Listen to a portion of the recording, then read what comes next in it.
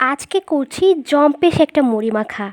তার জন্য প্রয়োজনীয় সমস্ত উপকরণগুলো এখানে রেডি করে নিয়েছি। বছরের অন্যান্য সময় যত কিছুই দিয়ে মুড়ি মাখাই না কেন, রমজান মাসে ইফতারে মুড়ি মাখানোর যে টেস্ট, সেটা অন্য কোনো সময়ই পাওয়া যায় না।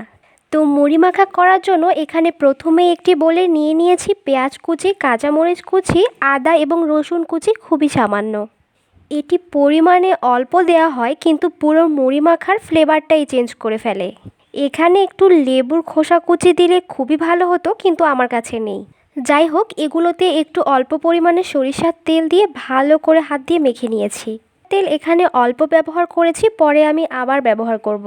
ভালো করে মাখিয়ে নিয়ে এখানে অ্যাড করেছি পেঁয়াজু এবং বেগুনি ভাঙা।